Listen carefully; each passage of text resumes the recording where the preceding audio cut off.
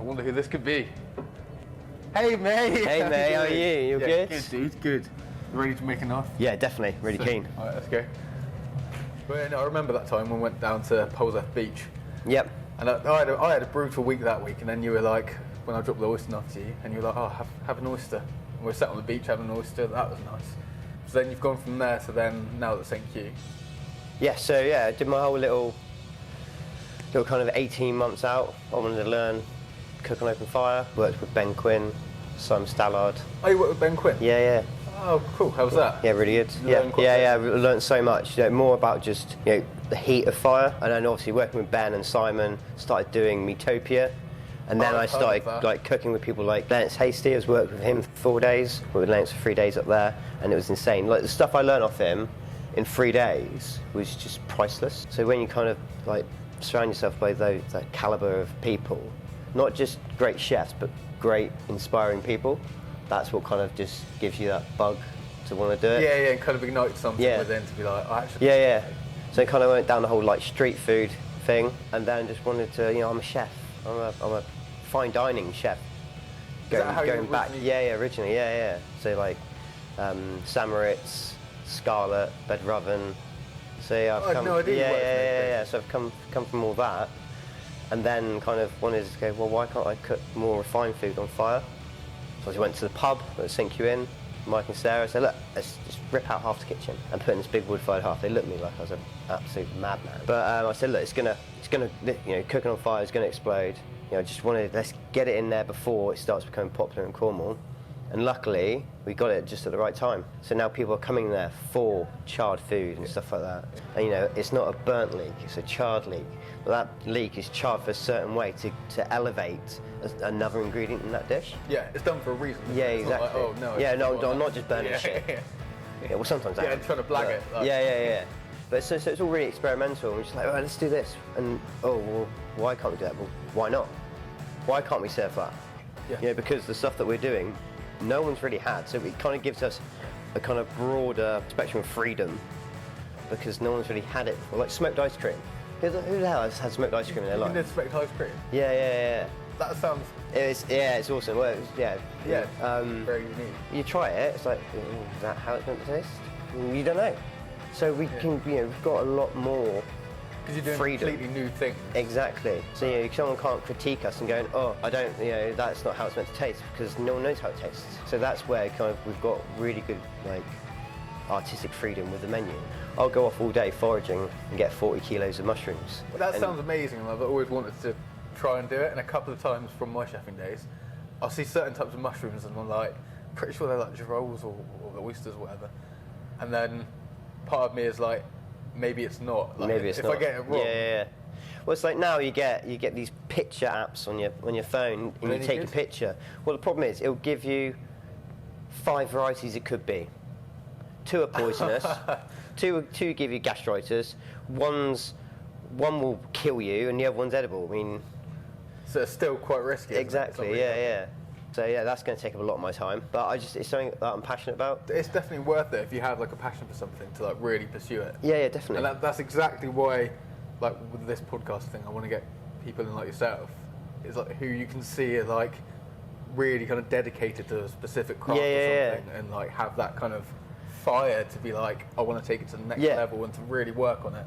But you need to, if you want to excel, you need to be around people that are passionate, drive the same much as yours. Although I don't know if you've had this, for anyone who has like slightly insulted you or said like, there's no way that's going to work, or I've been called like a few times in school mainly, like stupid and stuff like that.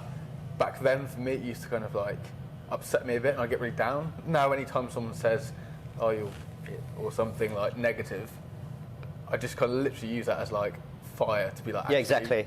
I'm going to show you what I can do.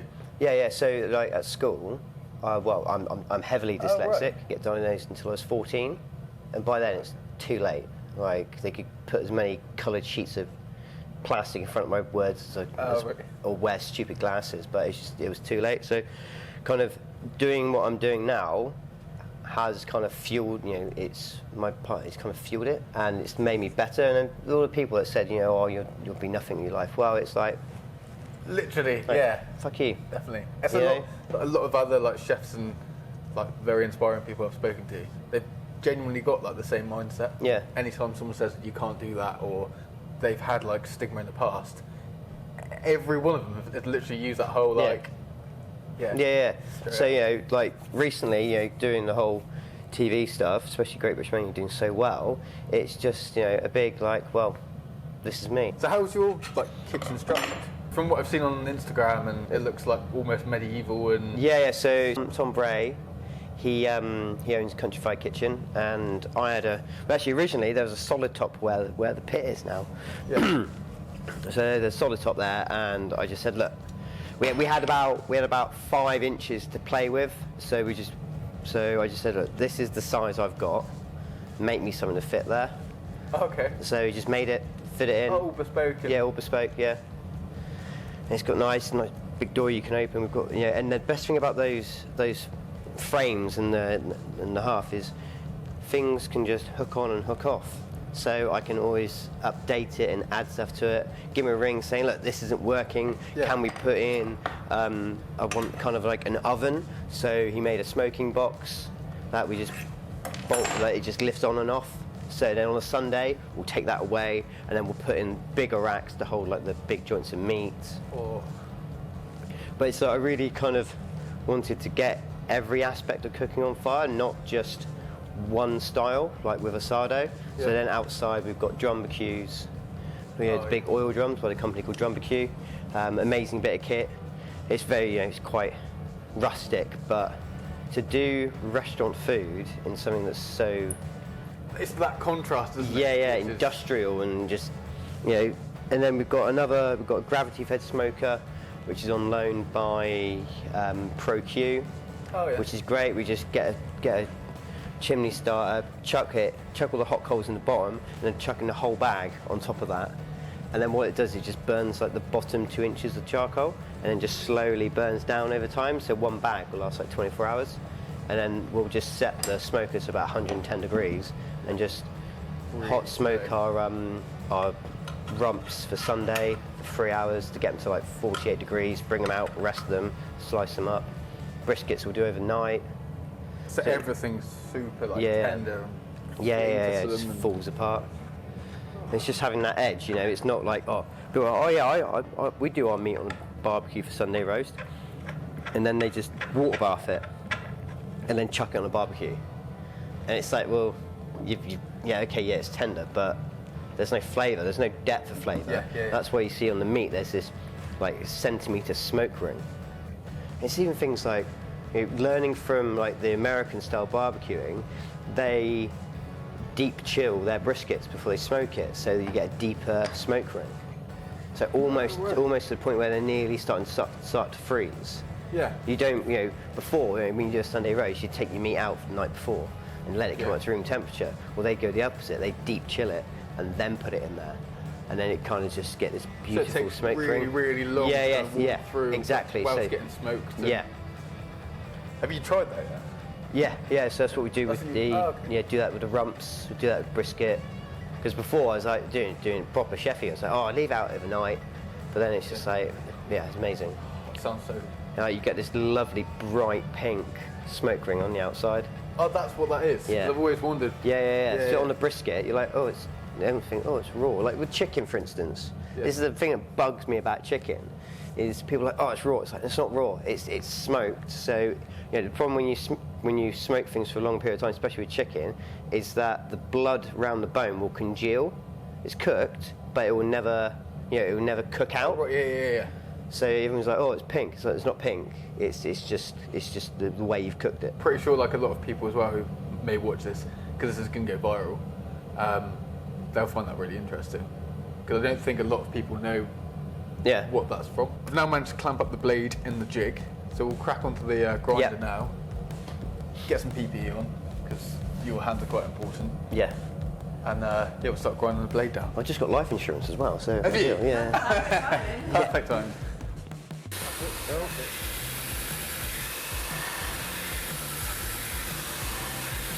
So, Great British Menu for me was terrifying, but exciting at the same time. Yeah. I was said in the VT at the start, I'm a complete underdog. I'm not a Michelin star chef. You know, the highest like restaurant I've worked in is 3 rosettes. You know, which is good enough, but to do that, and then you're competing, you know, against people like Nick Bidge or Charlotte Vincent and Amber Francis, that are all, you know, Amber's from the Ritz. You know, she's like, so she was like, you know, worked her way up in the Ritz, and you had Nick Beardshaw was Tom Kerridge's head chef at Bar. So very much fine dining. Yeah, exactly. Like Michelin. You know, with Nick, he started at Hand Flowers, got a Michelin star, then went to the next place, they got a Michelin star, gone to Bar and Grill, they are going to get a Michelin star. So to lose, you know, to say I lost to him, I didn't lose. You know, I feel that I didn't lose because I exceeded all my expectations. I thought personally I was going to go out in the first round. Did you? Yeah, that's like, I just thought, well, go on TV, do Great British Menu, valiant effort, go out. You know, if I go out first round, I just, you know, I was there for the experience. Got 2 8s, which I was just like, wow, that's. Oh, my cooking is good. Yeah. Then kind of so got to cook my whole menu, and I was like ecstatic. Yes, I've cooked my whole menu. The pressure was kind of like just started to ease off a bit because I'm just there to have fun. And you started like to enjoy yourself. Yeah, exactly. You could see at the start when they first things like Andy interviewed me, I was like, oh, hello, because I was just bricking it. But yeah, it just kind of eased into it, and then you kind of forgot that the cameras are there. Each chef had their own little cameraman behind them. Oh, okay. So you know, I was just really nice to him, kept feeding him, hoping he didn't get me doing anything. Yeah, just get him to get your best angle. Yeah. So I cooked I exceeded my expectations. I wanted to cook my menu, and I cooked my menu, and I was really happy with it. And then mains came along, and Oggy, I got 10. I was completely like. I actually when they stopped the judging, I actually walked off like swearing and like almost had a little jump in the garden. But yeah, no, it was insane, absolutely insane. And then to go on to desserts and then get a 10 again. Yeah, it was. I bet it must have been so slightly surreal that a lot of I say chef, I'm not a chef anymore, but like when you're in that kind of community, yeah, the vast majority watch Great British Menu and look up and like, idolise some of the people who've been on there and everything. Yeah. And then for you to 18 years I've been watching Great British Menu. Yeah, and then for you to end up on Great British Menu, to get it's nuts. Yeah, it's so surreal. Like, you know, watching that for 18 years from when it started, aspiring to be like those chefs and to be one of those chefs is, it's humbling. And maybe you think you might come back as like a veteran judge. Yeah, well, that's maybe. I've got to get this to the banquet first. It's crazy. Like mycology, it's, like I said earlier, it's a whole other world. Oh, sorry, that's what you're studying, mycology. Yeah. I thought you were just pronouncing college weirdly. No. Mycology. Yeah, mycology. Yeah. That's... Mycelial memory. So mycelial is the fungus. It even controls rain. So the spores in a square meter of air, there's about 30 million mushroom spores. They rise, and then when they get to a certain height, they sweat. They sweat in the sky. What does that produce? Clouds, rain. No idea. You get rid of mushrooms, the world's fucked. So we need to grow loads of mushrooms. Yeah. It's almost like you're dressing a salad. Yeah.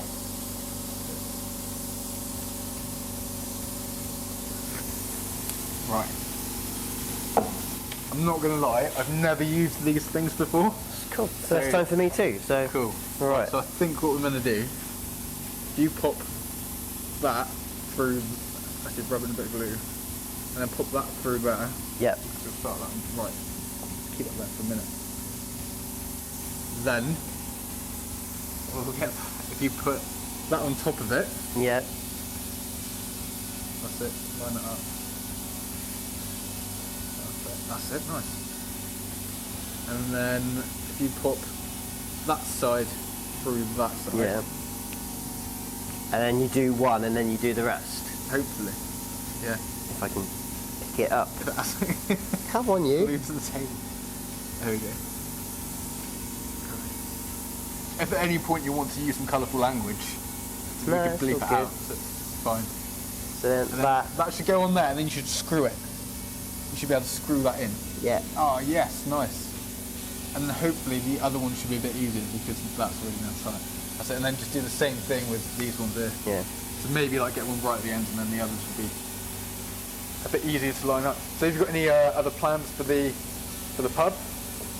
No, we're just gonna just keep doing what we're doing. Yeah, Mike and Sarah, doing a fantastic job. We said you've got a book you're putting together. Yeah. So we put this. Every kitchen has a Bible, don't they? So we put this Bible together, which is very step by step. There's no cookbook on what we do. Yeah, because it's not been done before. Yeah, exactly. So now that's... Yeah, I've forgotten what I was going to say. Sorry. That's right. It's just an awkward pause. Cool. So let's work away this glue. That's worked quite well. If you want to hold that a second. Do you tighten them up with? Yeah, I'll get a screwdriver, and then we'll tighten them up.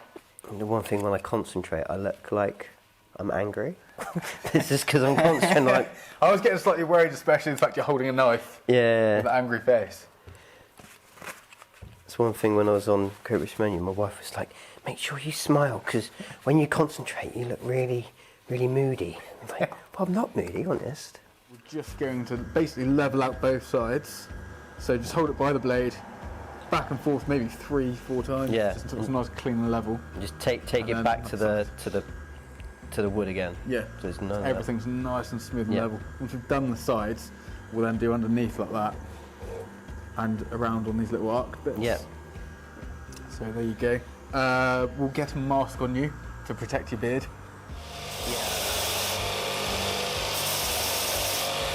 So all we're going to do now is basically shape it to fit your hand. So it'll be really unique to you. So all you have to do is strip some sandpaper, wrap it over, put it down to the bottom if you want it like really rounded, and then simply go back and forth all the way over. So obviously, being on like Great British Menu. Yeah. And you're on Rick Stein's Cornwall. Yep. How was that? And how did you end up on it? Well, Rick's Cornwall was really good. Friends of Jack. Oh, okay. Cool. How did you know him? So, through friends of friends. So, my friends are his friends. We only met a few years ago, but I'm really good friends with all his friends, and we were just friends of friends. And then I helped him out with Rick Stein's Rick's Cornwall season 1, where they did the clam bake on the beach. So I'm the one in the background running around. Helping Jack and stuff. So that was really really fun. And then with that, they said, "Oh, do you want to be on Rick's Cornwall? We'll do something at the pub." And then cooking for Rick Stein was amazing. When it's like it's the best bit of John Dory I've ever tasted. That stuck up there, and then when that aired, everyone just wanted to come to the pub and eat John Dory. Did it? So you had a surge in people turning up. And then the same with Great British Menu. Put on when Marcus Warren was like, "That's the best Swede I've ever tasted." Of course, inundated with when's the Swede going to be on? You're going to put the Swede on. So the power of TV is actually quite crazy. As soon as someone endorses something, it's mental. That's so it, you definitely noticed the moment you're on telly then. Yeah, which it's great. It's really nice. I just wanted to kind of just be recognised for the food that we do and the passion that it is that we the passion that we have there. Yeah. So it's a great experience. But it's really nice, isn't it? How these big name chefs are helping to promote what's going on in Cornwall. Yeah, it's great. Because there's something definitely super special that's happening down there. Yeah, well, Cornwall always used to be 5 years behind London. Yeah. But I really think now, people like Rick and Adam Handling and Paul Ainsworth and Rick Toogood, all these and Jude as well. Oh, yeah, legend. And Emily Scott. We're all flying the flag for Cornwall, and we are on par or not, just nudging ahead all the stuff that's going on in London. Definitely. And you've noticed as well though, with a lot of other big name chefs from the big cities. Yeah. A lot of them are moving down here. Or even getting a lot of their produce and stuff from here. Cornwall, Yeah. Such good quality. Yeah, exactly. So it was amazing. So we ended up on Spotlight. Yeah, saw that. Oh, did you? Yeah. Oh, sick. And it was crazy because I remember I knew at some point it was coming out, but I didn't know when. Yeah. And I remember I pulled quite a long day at the workshop, got back home. As I got out of my car, my elderly neighbour, absolute legend, kind of ran out of the house and was like, "You're on the telly, you're on the telly!" And I was like, "What?" Brilliant. And then my phone started going mental, and yeah, so it's nice. It's just really good to be recognised for all that hard work. You know, for me, cooking on fire has been the best part of 10 years of my life, and it was a really weird transition. And it's just so nice just to be recognised for what we do and all that hard work and effort that you've put in. Yeah, it can be quite hard sometimes, can't it, when you're like grafting each and every day, Yeah. like, putting in the hours. Well, you don't see the not reward, but you don't really kind of notice because you're grafting so much. My first autograph at the pub the other day, which You had an autograph? which is super awkward. They they gave the waitress came with a menu, said, "Andy, can you sign the menu for someone?" I'm like, okay. Look at that. Whoa, Oh, lovely. rich.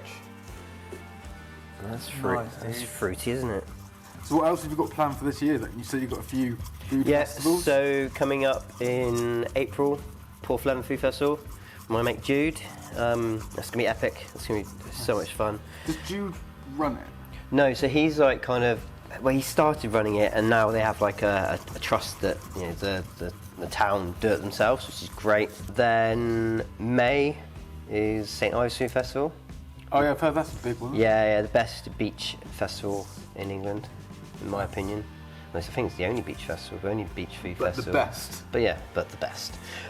Then Rock Oyster, my local. They've got Groove Armada playing. Groove Armada? Yeah, Nile Rodgers and Chic are playing. No Sophie way. Ellis Bextor. So yeah, I'm going to be grooving all A night. lot of like nostalgia. Yeah, it's going to be epic. Wow. And lots of fire foods. You've got Hugh Fernie Whittenstall.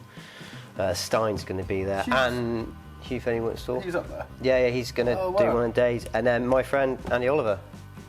She's going to be Oh there. yeah, from Great British Menu. Yeah, so it's going to be quite a nice little Nice. Great British Menu contingent there, which is going to be epic.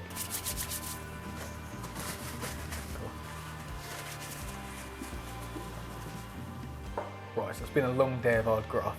I say graft, it hasn't, it's been chatting Yeah. and having a lol. There's your knife. If you want to very carefully, just pull off the blue roll and reveal, Yeah. Oh, I can't wait for reveal your this. knife. And that Oh. is stunning, isn't it? You know, Yes. it looks like it's just been chucked in the fire and pulled out. Look at the colour on that. It like really suits your kind of style. of Yeah, cooking, yeah, yeah. Isn't it? Like it's, yeah, like you said, it's almost charred looking. It's sharp. Yeah, it's lovely. But That's honestly, been really like, nice. it's been really Thank you good very much. You know. to have you up Yeah, here finally cheers, after mate. a little while. And yeah, best of luck. Yeah, with cheers. Thank you very everything much. else.